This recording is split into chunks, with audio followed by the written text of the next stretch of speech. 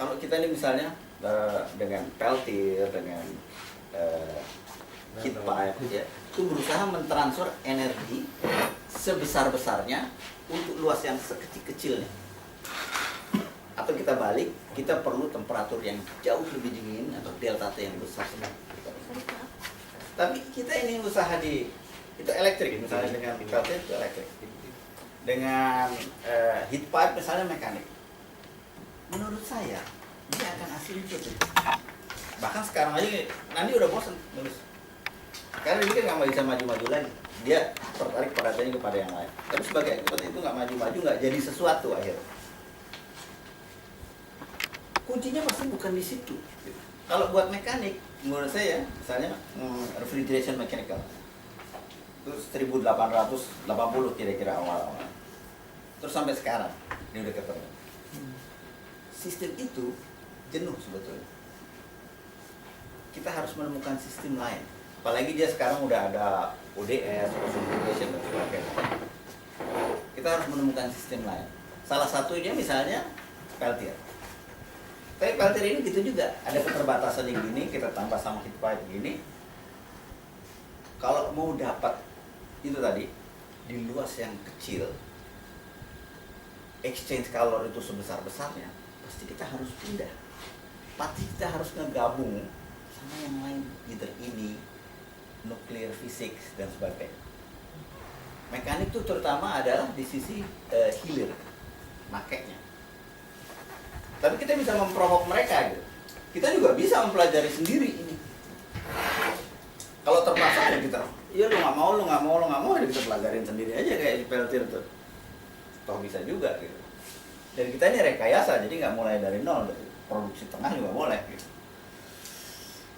Akibatnya apa? Akibatnya memang kita harus berpandangan yang adil terhadap semua ilmu lain. Karena ini bikin kita maju. Kalau kita adil terhadap mereka, kita maju. Bahkan kita kasih dulu. Istilahnya sebenarnya kita sedekah dulu sama dia. Ntar dia balikin sesuatu yang besar buat kita. Ini hukum alam, Pak. Sunatullah sebetulnya. Dan itu sangat dianjurkan dalam Al-Quran itu. Malah dia bilang, sedekah dulu.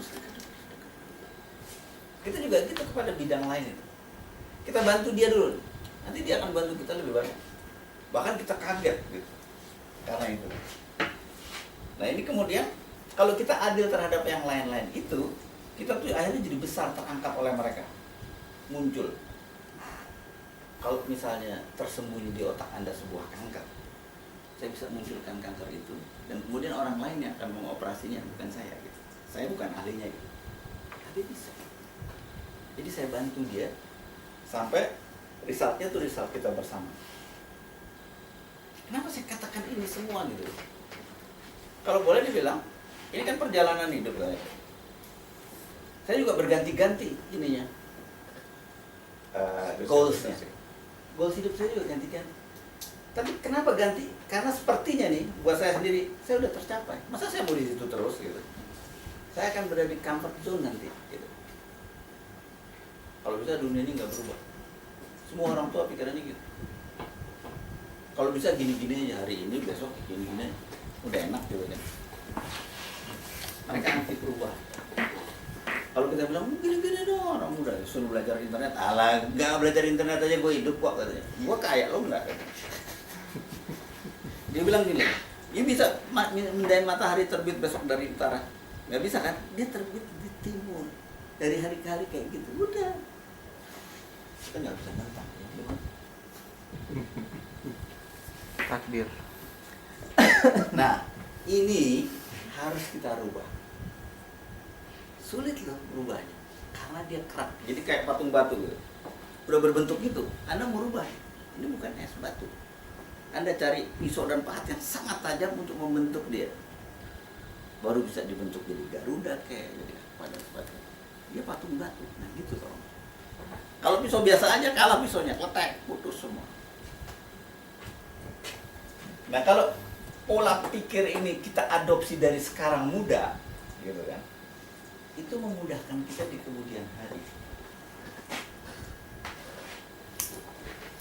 Kalau dari sekarang ini kita udah merengkal, urat susah diurusin, dilurusin dan sebagainya, apalagi di kemudian hari gitu kan. Nah, keterbukaan pola pikir inilah yang mestinya saya tularkan kan. Bahkan saya maksain seperti saya khawatir gitu ya. Anda keburu jadi patung itu tadi kayak saya, sehingga dibutuhkan pisau yang amat tajam untuk membentuk. Nah kemudian di sini situasinya juga begitu sebetulnya. Jadi saya sebetulnya berkeinginan untuk merubah pola pikir Anda yang utama. Serat. Kalau bisa sekali gue giniin aja lo berubah pola pikirnya gitu. Supaya nggak sama kayak patung batu itu. Gitu. Jadi ini semua begitu. Percayalah pada saya. Hukum alam ini. Satu. Mereka yang sukses itu hanya sedikit. Orang bilang 85-15 boleh lah.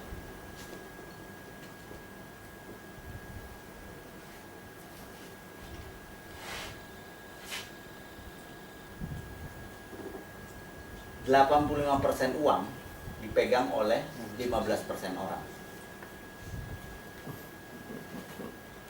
15% uang dipegang oleh 85% orang. Si rakyat biasa, si tolol, si miskin, dan sebagainya. Ini megang uang 15%. Si manusia istimewa itulah 15%. Memegang 85% uang. Kalau kita tarik lagi ke atas, makin gede uangnya, makin sedikit orang. Suatu saat saya lihat di TV tuh, wawancara sama si Murdoch. Oh, Murdoch. Temennya Pak Nadi. Murdoch naik sepeda, si Oprah Winfrey juga naik sepeda. Mau balapan sama saya? Ya menang lah si Murdoch. Si Oprah Winfrey. Berapa umurnya si Murdoch? 85. Gimana kok kamu bisa gini? Yuk hampir yuk mas saya. Rumahnya banyak, tanahnya luas dan sebagainya. Ini dapur spesial saya. Dia masuk ke dapurnya. Anda mau minum apa? Apa aja? Minum kayak saya. Saya bikinin. Dibikinin semua dari buah, dari herbal, dari ini kan. Si ini ngerasain. Oh enak. Dari mana manisnya? Dari buah yang manis. Dia bilang, saya tiap hari begitu. Jadi dia nggak makan lagi, minum bir, ke kafe. Enggak. Karena itulah yang dibutuhkan oleh tubuh saya. Kayaknya luar biasa. Mobil apa aja pasti dia bisa beli. Tapi dia makannya cuma yang dia bikin di dapurnya sendiri. Karena itu dia menjot sepeda 85, umur 85 menang sama si. Apa artinya dia? Dia pasti golongan yang sedikit ini. Duitnya banyak, tapi hidupnya juga sederhana. Kalaupun saya uang banyak, sebetulnya bukan buat saya, orang dia cuma makan yang gituan doang. Pakainya dia pakai dasi aja udah males. Artinya dia golongan yang sedikit, menguasai yang banyak. Tapi hidupnya juga sebetulnya prihatin kalau saya bilang. Tapi dengan demikian dia sehat. Punya sensi. Udah bah, nggak terhitung. Usahanya juga nggak terhitung. Nggak usah kita hitung. Banyak. Nah, gitu lah. Nah, bagaimana caranya Anda masuk ke golongan yang sedikit ini? Kalau Anda kenal saya ingin Anda semua masuk golongan yang sedikit itu. Kalau boleh saya bilang sekarang kuncinya adalah sahabat Nabi sebetulnya. Dia berdoanya gini. Masukkanlah, ya Allah, masukkanlah aku ke dalam golongan yang sedikit itu. Bukan dia jadi orang kaya, enggak. Karena orang berada di masjid ataupun gereja itu orang yang sedikit jumlahnya. Sehingga kemudian dia menguasai yang banyak itu. Dan Tuhan tahu banget gitu. Tuhan tahu banget, emang golongan yang sedikit itu istimewa. Orang yang ikhlas Ikhlas nggak jadi pelajaran masalah. Jadi yang menurut saya bahaya. Orang yang ikhlas itu jumlahnya cuma sedikit. Tapi itulah kuncinya. Anda ikhlas dulu gitu. Emang Allah bukan ilmu buat Anda? Enggak. Anda nggak mau, Allah kasih kalau Anda ikhlas. Kaget kita. Kok tahu-tahu ada ide itu? Kok tahu-tahu ide yang sederhana kok jalan? Kok yang complicated saya bikin rencana gini. Kok macet? Ilmu gitu juga, Pak. Kenapa saya bisa mengerti? Saya juga heran. Saya belajar mati-matian saya diem aja. Oh gitu ya, kepikir segala sesuatu dibuka ini. Pastilah bukan saya itu, gitu. Pasti Tuhan bukain untuk saya. Pintu itu dia buka. Ada orang ngomong, ada saya baca, ada sini. Atau saya mati-matian belajar, nggak paham.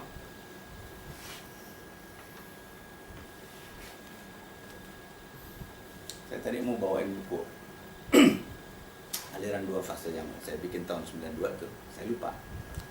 Ada nggak? Ada. Coba deh, Pak. Utamanya adalah di situ misalnya waktu saya nulis dulu, bukan saya nulis sih sebetulnya. Itu kan tugas akhir si Rini. Yang di Kompas ini. Yang di Kompas sekarang gitu. Saya rasa dia kerjanya di Chevron. Saya rasa. Begitu, kamu literatur aja deh, karena banyak semua kayak gini nih aman. Kamu bagian literatur aja, saya khawatir ilmu ini hilang gitu. Karena sampai di sini kok nggak ngetren, saya sendirian nih, nggak ada orang, nggak ada ini. Iya benar. Bicara tentang ini gitu. Oke. Barangkali hilang nanti gitu. Kamu tulis aja deh, diktein gini. Nah, saya diktein macam-macam gini terus kamu ambil ini, kamu ambil. Kemudian dia rajin, dia paham. Oke, ya udah jadiin aja deh. Ya, saya nulis kata pengantar di tahun 92. Juli 1992, ini terbitnya 94. Jadi kalau tahun 92 sekarang udah 20 tahun. Bahwasanya kemudian si Agus Pamuntran membimbing si Hendriawan aliran 2 fase, itu saya seperti mimpi. Saya balik lagi 20 tahun yang lalu. Tapi toh ilmu itu tetap manfaat gitu. Dan alhamdulillah nih sejenis heat transfer, heat exchanger, apalagi kalau udah alat-alat ya. 40 tahun, 50 tahun ini nggak berubah. Berubahnya sedikit ya. Kalau alat tuh berubahnya karena komputer aja, elektronik dan sebagainya. Tapi kan saya belajarnya dari Karen, buku Karen tahun 50. Sampai sekarang nggak ada yang bisa bikin kayak Karen ini. Sekarang baru saya bilang, sampai sekarang nggak ada yang bikin 20 sambung. Ya mungkin ini satu-satu yang tertinggal. Beberapa yang dari Korea kemudian belajar 2 fase, dia datang ke sini. Kenapa? Karena ditunjukin sama temennya ada bukunya Pak Rali, jadi dia datang. Berusaha ya tuh, dia datang ke temen saya. Bapak punya? Iya, tinggal satu dulu, kopi aja. Ini di Bandung, di Eropa, di Bandung. Iya, terus apa namanya? Saya jadi alhamdulillah kalau orang udah sekian tahun gitu kemudian baca.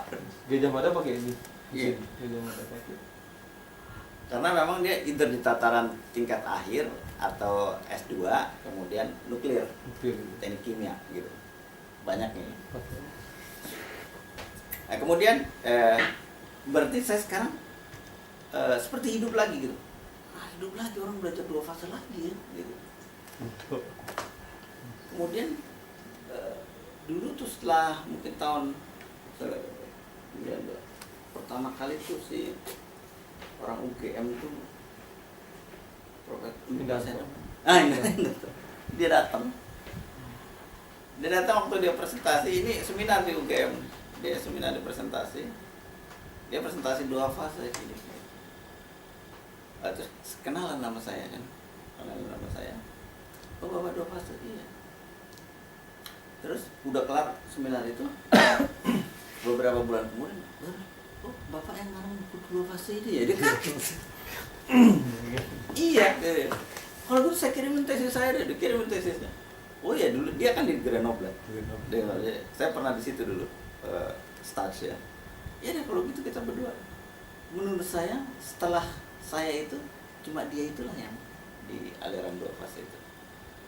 Mungkin setelah itu ada lagi Pak murid-muridnya. Yogi yang sekarang rektor ITS. Iya, tapi itu saya udah nggak kenal. Itu di bawah Udah nggak kenal tuh. Jadi Pak seminar ya. aja udah nggak ketemu. Jadi emang kita berbeda generasi gitu. Iya. Tapi kemudian saya lihat, waduh nih ketemu di industri banyak sekali masalah ini, gila. Kuncinya masih betul. Kenapa kita nggak attack gitu? Teknik kimia juga diajarin, tapi dia kurang perhatian gitu. Nah kalau nuklir karena keselamatan tergantung ini, jadi dia attack terus. Nah, saya senang ada Kita di tinggal sini. dikit juga bro, di kantor tinggal dikit. Pak Anwar aja. Ya itu dia udah nggak ngurusin lagi juga kan. Sebetulnya ada kekurangan orang. Kekurangan orang Harusnya banyak. di transfer. Good. Sekarang mari kita lihat dia nih si 2 fase ini ya. Pertama, kalau saya mempelajarinya, asalnya dari boiling, ya, karena dia peristiwa evaporator, karena dia peristiwa kondensasi, jadi saya mempelajarinya. Jadi kalau kita balik lagi, berarti ilmunya asalnya saya tetap heat transfer awalnya. Namun orang lain mempelajarinya dari sisi lain. Nuklir misalnya, untuk keselamatan nuklir, teknik kimia, dan seterusnya. Kemudian barulah setelah saya diajarin, baru tahu, oh iya, mestinya memang ada multifase ya. Jadi setelah digeneralisir, dia bilang kita ini bagian dari multifase, jadi 3 fase bersama-sama. Dan kemudian 2 fase itu kan ada solid, liquid, ada solid, gas, ada gas, liquid, ada gitu. Kemudian boiling tuh berasal dari 1 fase. Jadi kalau tadi udah 3 fase, ada 2 fase tuh pecahannya ini sama itu. Boiling tuh berasal dari 1 komponen, air dan uapnya. Gas ini CH4 dan uapnya das. Tapi orang lain enggak. Misalnya air dan udara, gitu kan? Dia disembur di ini. Jadi berbeda komponen. Kemudian darah, gitu. Nah, biochemistry ini lebih beda lagi karena dia bisa muncul enggak tergantung dari sifat kimiawi gitu kan, bisa ada, bisa enggak, bisa menguap, bisa. Dan sebetulnya akhirnya yang lebih sulit adalah yang berada di tubuh manusia itu, karena itu dipelajari tersendiri itu si multifase ya, multifase di dalam darah, di dalam pembuluh darah itu dipelajari tersendiri itu aja. Kenapa? Karena sifat-sifat darah itu. Dengan mempelajarinya tersendiri itu, maka keadaan jadi lebih simpel karena dia nggak pikir-pikir lagi soal liquid yang lain kecuali darah ini, sehingga dia bikin hemodinamika, yaitu sifat termodinamika daripada darah itu dia punya sendiri gitu. Karena dia sangat kompleks, jadi kalau kita bikin matriksnya jadi matriks 3 dimensi juga kurang. Nah, kalau kita di sini kebanyakan engineering ya mempelajari liquid di dalam pipa. Pipanya rigid, sedangkan dia nggak rigid. Udah nggak rigid, kemudian dia bisa nyerap pressure dan sebagainya, bisa keluar dari situ. Atau sebaliknya bisa masuk kalau dia under pressure kan gitu. Jadi dia tersendiri sih. Gitu. Karena saya bukan dari medical, ya udah deh itu bagian bioengineering lah gitu kan. Saya tetap aja di boiling supaya concern kepada si evaporator sama kondensor itu tetap saya attack. Dan kemudian di pihak lain si sifat daripada perubahan fase ini dipakai sebagai storage. Jadi untuk menyimpan kalor. Perubahan fase itu kan kalau kita lihat dari fase, kalau kita gambar PS atau pH aja ya, dari sini ke sini, kalau kita sini bawahnya ini entalpi di sini.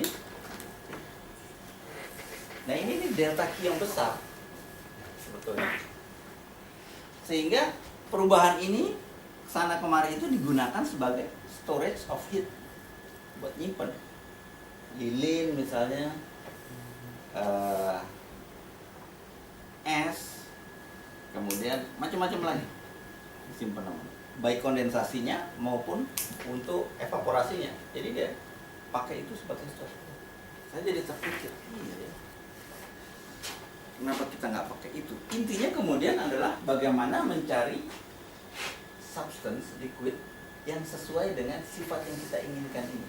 Yang lebar gimana, yang pendek gimana. Nah kemudian karena kita asalnya dari bidang energi, saya juga menganggap ini semua adalah parameter termodinamika. Tapi ternyata di dua fase nggak gitu.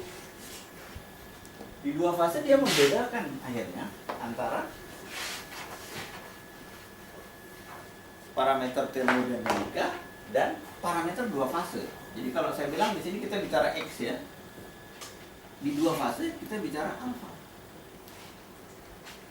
Nah kemudian di dua sisi ini dia akan orang mencari hubungannya antara X dengan alfa. Alfa jadi void fraction. Kalau saya gambarkan ini sebuah pipa ya. Quality maksudnya. Ini quality. Itu balik. Ini alfa. Alfa. Void fraction alfa. Kalau ini quality. Ini parameter termodinamika. Ini sebetulnya parameter geometris dia. Kalau saya bilang ya bisa volumetrik juga. Kalau saya potong di dalam sini, misalnya dia ada gelembung, maka di cross section ini kan saya gambarkan kemudian.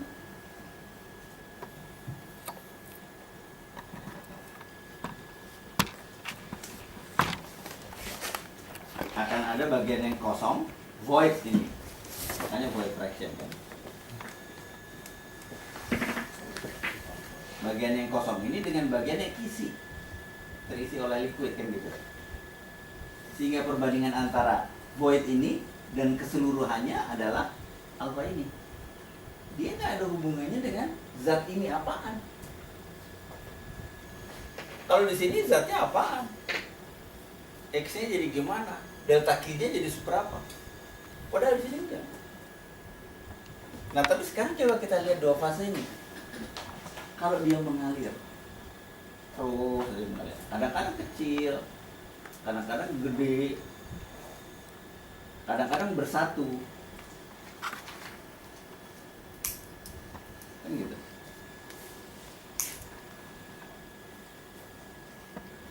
Sehingga kalau kita tarik benang nembus kepada aliran itu, maka si benang ini kadang-kadang basah, kering sedikit, kering semuanya, atau basah semuanya. Jadi bagaimana kita harus melihatnya dua fase itu di benang ini?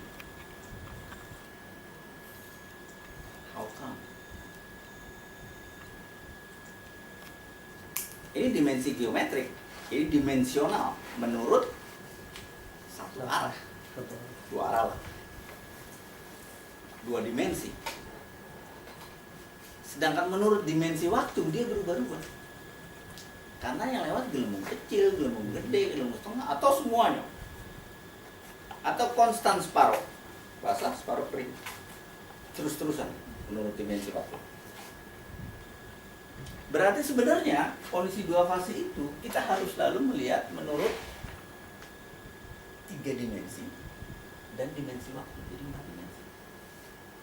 Jadi segala sesuatu di dalam aliran ini ya, aliran dua fase, ini flow ya, kita harus merata-ratakannya secara statistik menurut 3 dimensi ruang, 1 dimensi waktu. Selalu.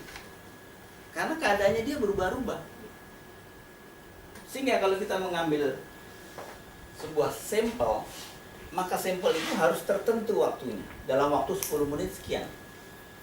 Kemudian rejim ini jadi steady state atau unsteady. Steady state dulu lah dan bicara. Unsteady nanti.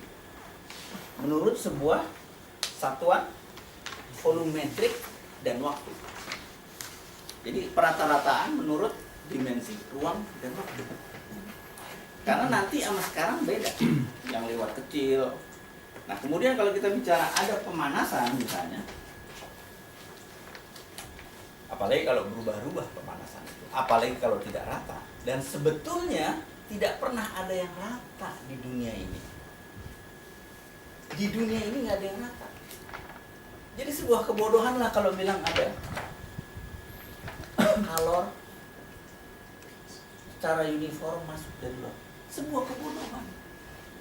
Kenapa? Dia nggak pernah eksperimen, dia nggak tahu. Serata-ratanya material itu kalau solid, Pak. Nggak rata. Se-uniform material itu nggak uniform. Nah, apalagi kemudian kita bicara sama si metalurgi, kemudian memang saya menyelidiki sama-sama orang metal. Kenapa konduksi galon tuh? Saya nggak bisa nebak gitu. Kalau ini campur ini, saya nggak bisa nebak dia jadinya seberapa. Selalu di luar perkiraan saya jadinya. Karena heterogeneity itu.